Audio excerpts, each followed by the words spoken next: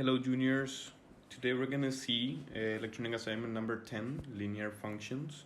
You will see this assignment completed in the folder corresponding to functions in the Google Classroom. If you go to the electronic assignment folder, you'll see this assignment complete for you to follow and read afterwards. So this is about linear functions. The objectives for this class, as you could see, are find gradient intercept of a line, distinguish and draw lines with gradients m1 and m2, identify parallel lines, identify perpendicular lines, and we're gonna see those conditions in a while. Okay, so let's start by recapping the definition of a function. As we have seen in the previous classes, a function is a relation or expression involving one or more variables.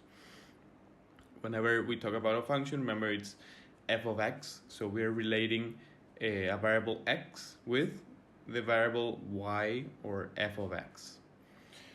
Okay, there are different types of functions.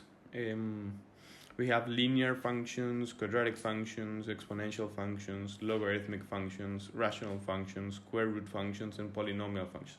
Try to think about the different shapes of these functions. Unfortunately, you do not have the map I always show you in class, but to recap, remember linear functions are lines, quadratics have a U shape or N shape, exponential may be something like this, logarithmic is the opposite of an exponential, so it looks something like this. Then we have rational functions, which are the hyperbolas, remember, which have horizontal and vertical asymptotes. And then we have the square root function, which have this shape, and a polynomial, which may be cubic or to the power 4 or degree 5 or whatever. So it has different shapes.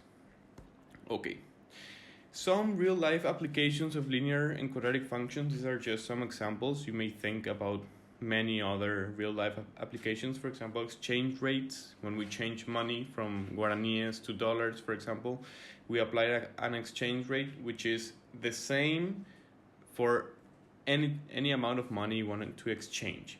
So when we talk about exchange rates, we're talking about a linear function because the exchange rate is the same no matter the amount of money you're changing. Then relationship between temperature scales. When we want to relate, for example, degrees Celsius with degrees Fahrenheit, there is also a linear relationship between those scales. Car gas consumption, which is also a linear function. How much my car consumes per 100 kilometers driven, for example.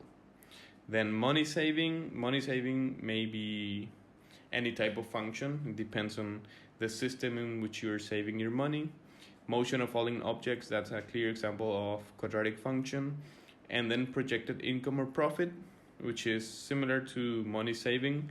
It depends on the system you're using to project your income and profit. It may be an exponential function, maybe a linear function, quadratic, or whatever.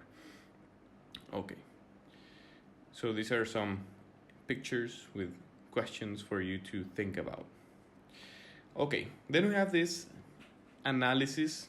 We're gonna read this, but we're not going to solve this yet. We're gonna go back to this problem and later on in the future classes.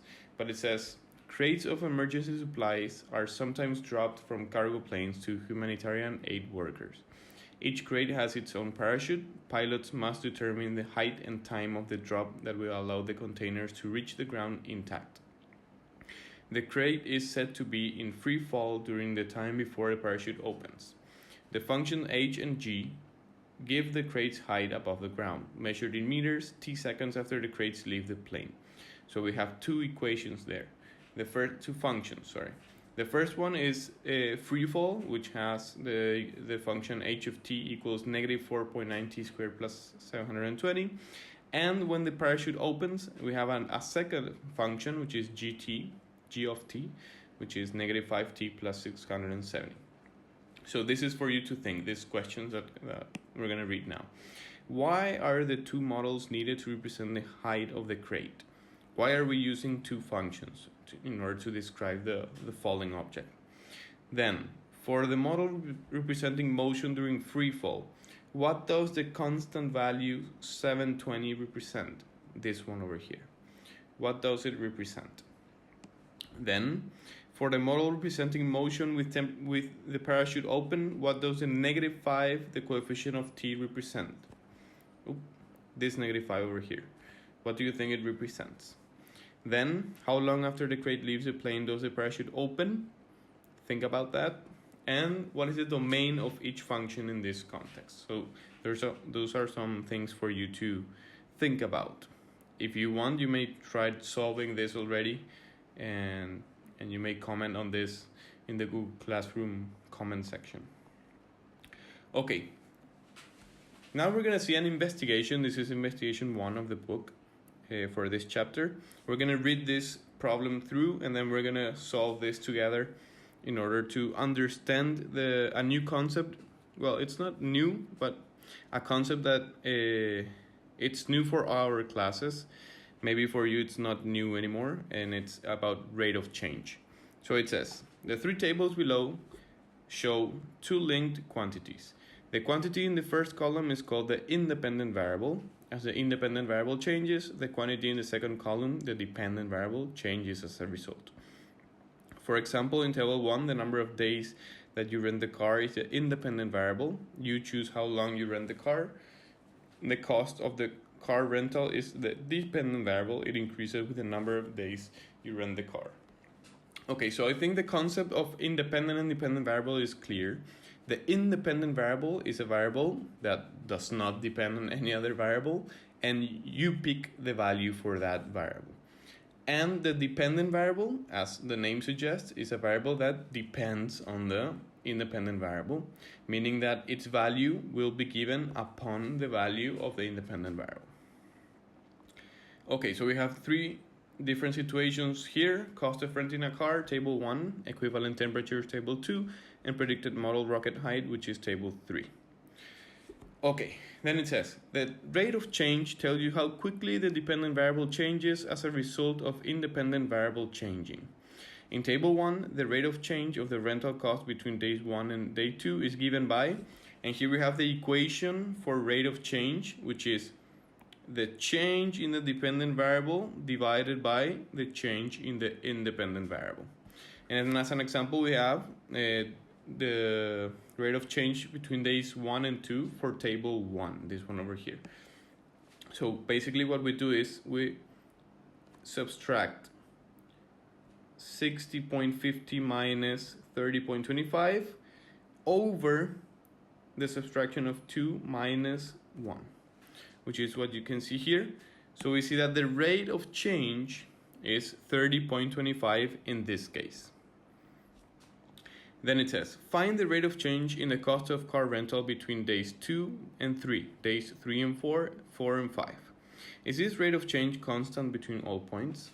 So let's try doing this. We're gonna subtract, in this case it's 30.25 divided by 1, so we get 30.25. If we do the next one, 90.75 minus 60.50, that's also 30.25 divided by, and again this is 1, right? The difference you see here, the difference is always 1. So it's 30.25. Then again, if we subtract 121 minus 90.75, this gives us 30.25. So divided by 1, always divided by 1, this is still is 30.25, 30.25, and in the last case we also get 30.25. So is this rate of change constant between all points? Yes. For this particular table, yes, it is constant. Then it says, explain what information the rate of change you found in table 1 gives you. What do you think? Basically, what this is telling us is that the rate of change, or the cost, varies in a constant amount depending on the number of days. Okay, so the rate of change is constant. Rate of change is constant. So this means that we do not get any type of discount for renting a car for more days, for example, which is not a very realistic case. In a more realistic scenario, we have discounts for more days of rental. But okay, this is just an example. Then for number 3, find the rate of change between each consecutive pair of values for tables 2 and 3. Okay, so we're gonna do the same thing. We're gonna find the rate of change. I'm gonna move this a little bit. The rate of change for tables 2 and tables 3. Let me, a second.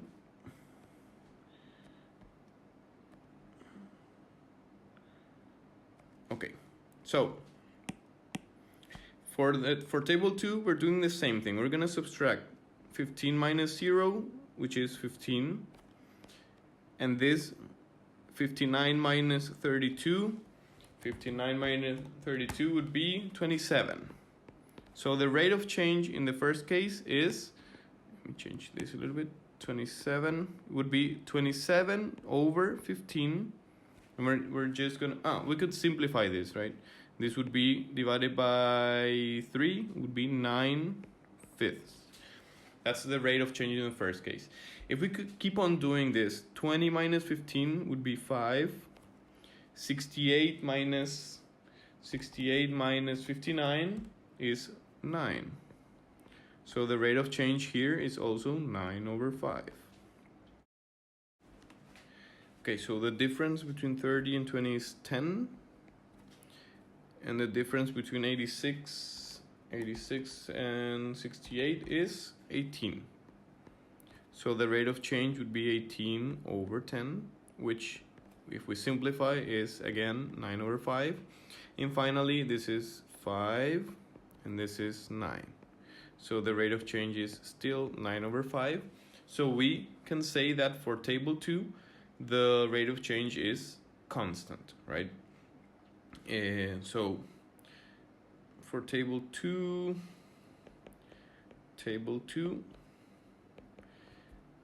rate of change equals 9/5. And then for table 3, if we do the same thing, 3 minus 1 is 2, 75 minus 35 is 40. So then the rate of change is 40/2, which is 20. In the second case, 4 minus 3 is 1, and 80 minus 75 is 5. So you see that in this case, the rate of change is 5/1, which is 5. It's a different value from 20.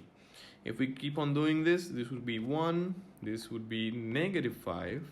So this is -5/1, which is -5. Again, it's a different value. And in the last case, here the difference is 3, and the difference here is -75. So we get -75/3, which if we simplify is -25. So in this case, for table 3, the rate of change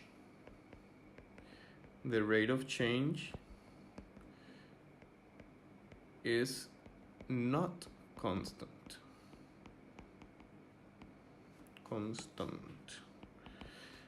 Okay.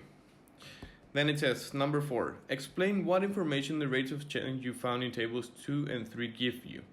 Okay, so if you go back to the types of functions we were mentioning at the beginning, you'll start to realize that whenever we have a constant rate of change, we're talking about a linear function. While if we have a variable rate of change, it's not a linear function and it depends on the exercise. In this particular case, we're talking about a predicted model for a rocket height, which is a parabolic motion, right? So we're talking about a quadratic function in this case. Okay, so table 2 corresponds to a linear function as the rate of change is constant, and table 3 in this case corresponds to a quadratic function. Then it says, number 5, use your GDC to plot a scatter graph of data tables in tables 1, 2, and 3. Okay, to save time, I already did this part. I made the 3 scatter plots, which I want to show you how to do one of them using the graphic display calculator. You just need to follow these steps mentioned here. So if you grab your calculators, let me show you here. This is my calculator. You just need to go to, erase this, menu, statistics. Then you plot in the values that you see in the table. I did this for table number 1. So you can try with table number 1 and then try doing tables 2 and 3. And once you're plotting the values, you go to graph. And before pressing graph 1, you're going to press set. And here, where it says graph type, maybe you have histogram here. But in this case, since we want a scatter plot, because the exercise tells us to do a scatter graph, we need to put scatter, okay? So you put scatter, then you go to exit, and now you go to graph 1. So you see, you get the table that is on the electronic assignment. So this is the graph for table 1, the scatter plot for table 1. Then this is the scatter plot for table 2 and the scatter plot for table 3. As you can see, table 1 describes a linear function. I could trace a straight line through these points.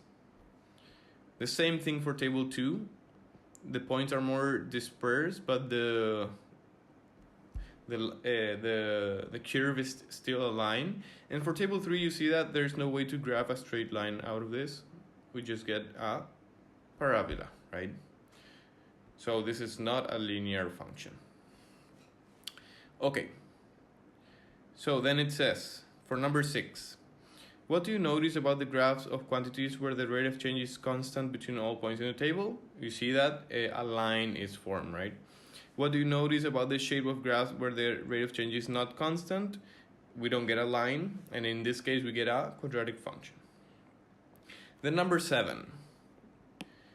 If you're given a graph which shows a relationship between 2 variables, how can you tell from the shape of the graph whether the rate of change between the variables is constant? How do you think we can answer this question? If the rate of change is constant, we're looking at the graph, then we need to see a linear graph. If the graph is a line, then we can conclude that the rate of change is constant. Linear graph. Then number 8. If you are given a table of values, in exercise 7 we're given a graph. In 8 we're given a table of values which shows a relationship between 2 variables. How can you tell whether the rate of change between these variables is constant? How do we tell this? We basically do the same thing we did in this investigation, where we found the differences between the independent variables and the dependent variables, and we calculated the rate of change by performing this division over here. And then if all the values are the same, we conclude that it is all the rate of change are constant, meaning that it's a linear function, right? So here, calculating the rates of change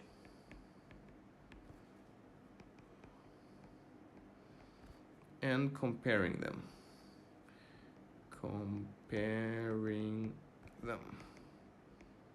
Okay.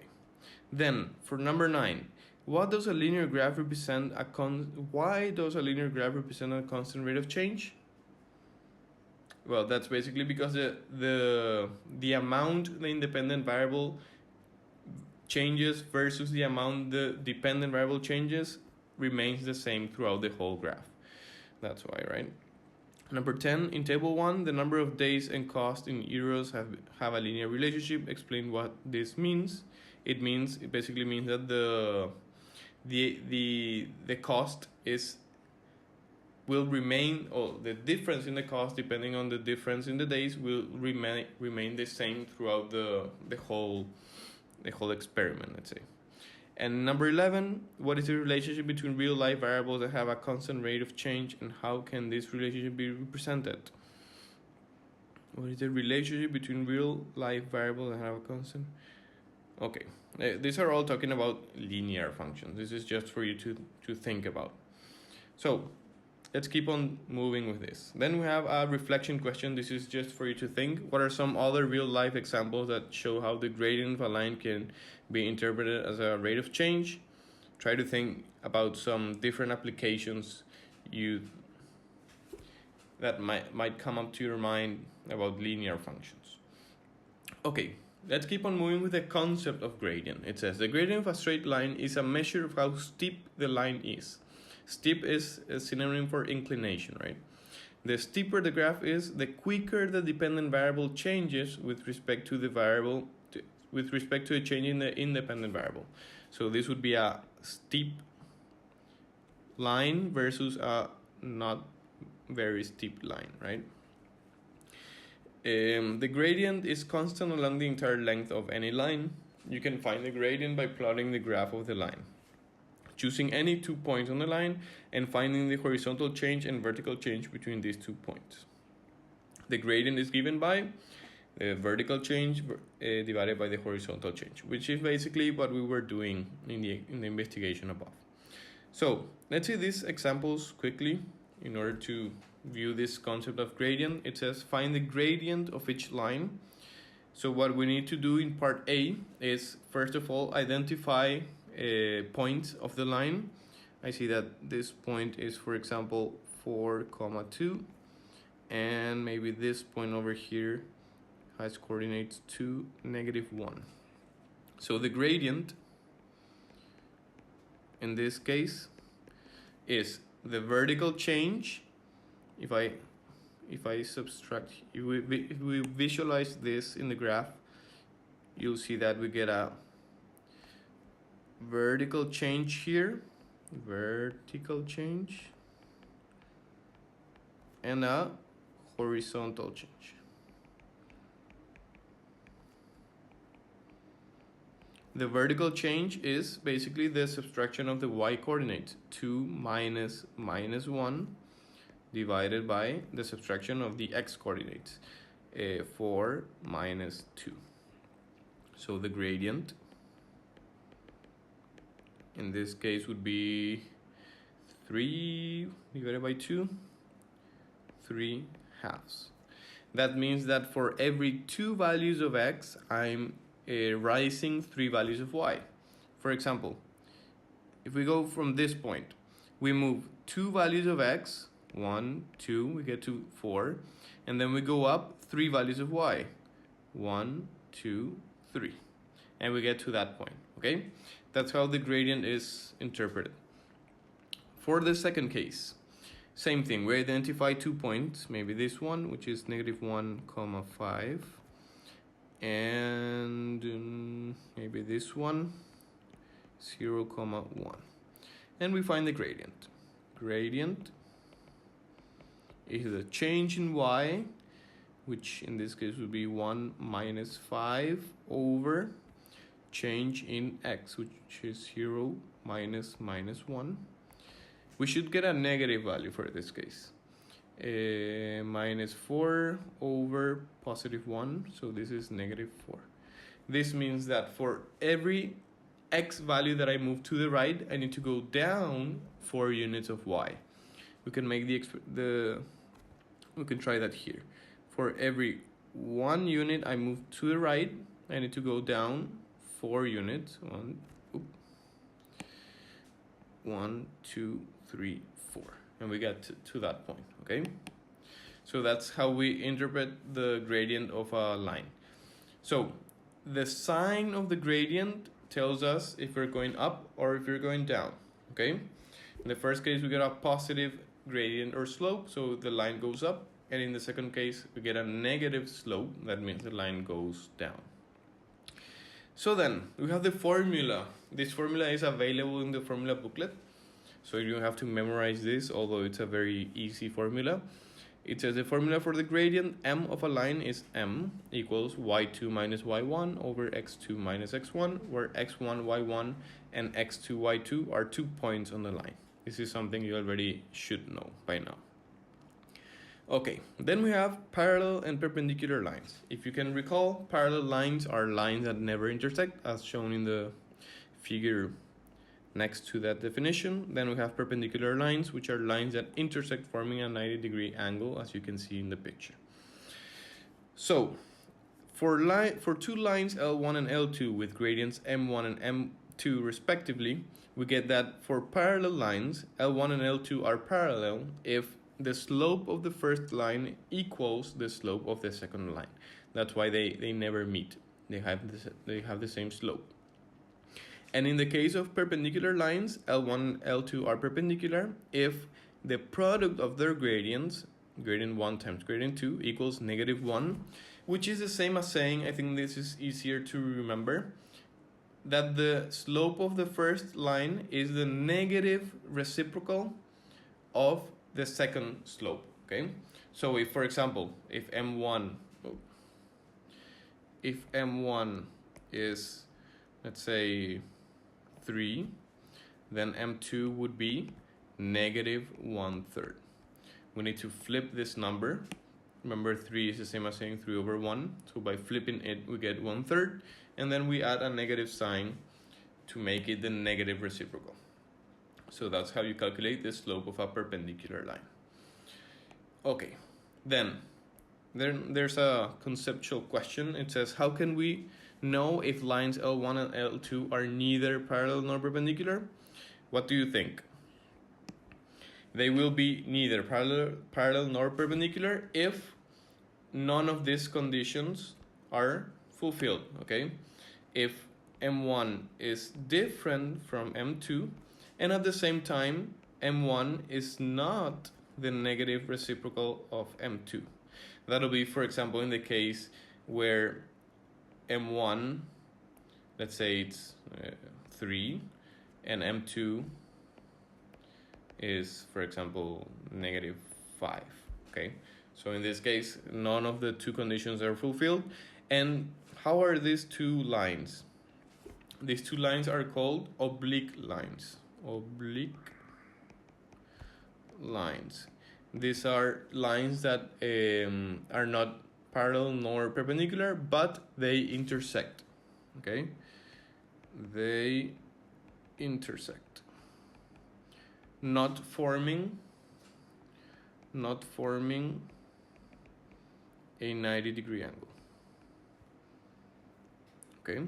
Not forming 90 degrees angle. Okay, then we have parameters of a linear graph.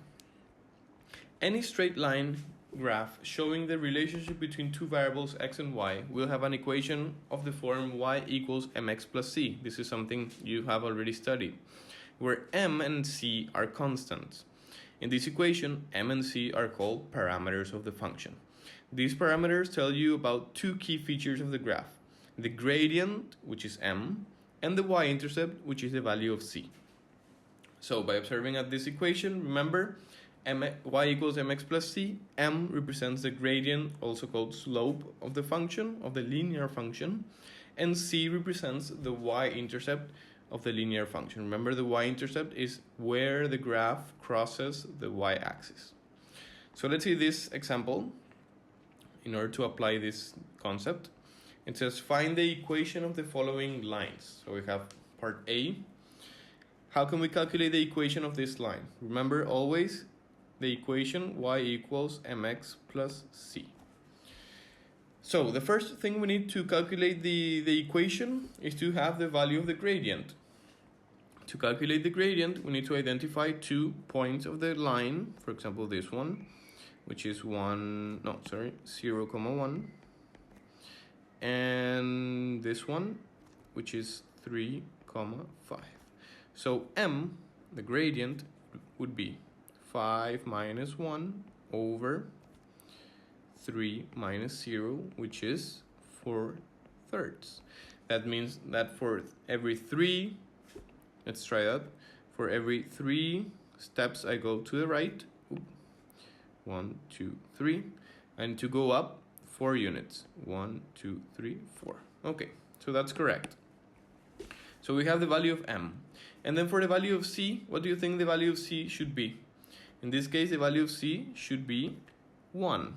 c equals 1 because it's the value of y where the line crosses the y-axis, okay? So the equation in this case would be y equals 4/3 x plus 1. That's the answer.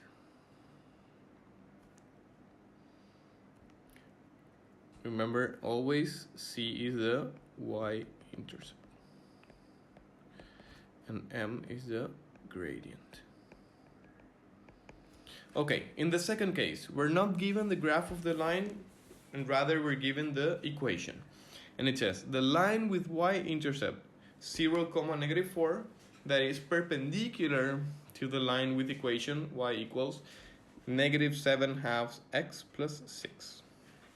Okay, so we want to determine the equation of a line that has y-intercept 0, -4 and is perpendicular to this line.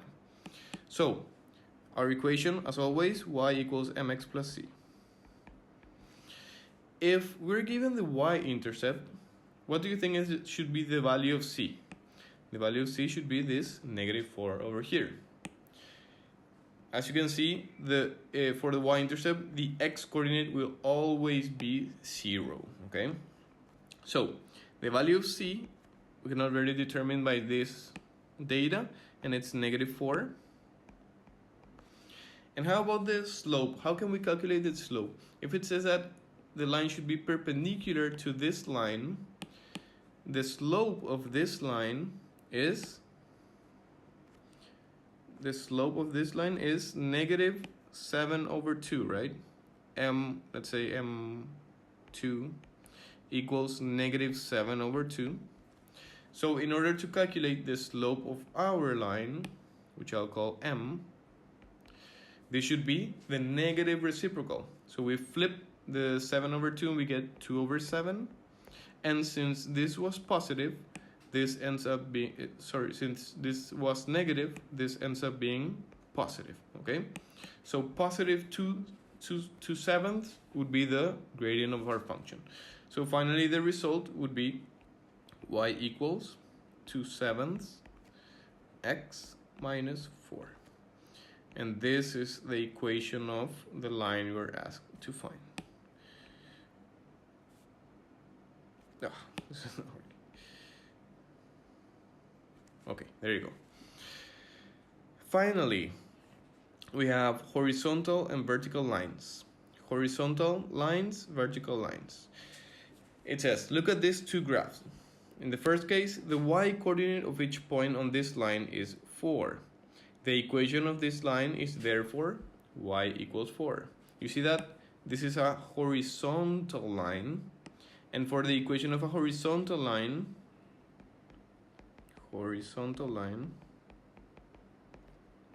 the equation is y equals something, okay? It sounds counterintuitive, but it works this way. Why is that? Because of what's written here. It says the y-coordinate of each point on the line is always 4. So you see that for every value of x, the y-coordinate is always being 4, okay? That's why the equation of a horizontal line is always y equals something. In this case, y equals 4. If you try to calculate the gradient of this line, you'll see that you get 0 as a gradient. You have an example there, gradient equals 4 minus 4 over 2 minus 0, 0/2 equals 0. That means that the line is not steep at all, and it does not rise for any value of x, okay? That's why the gradient is 0. In the case of a vertical line, the opposite occurs. It says the x-coordinate of each point on the line is 3.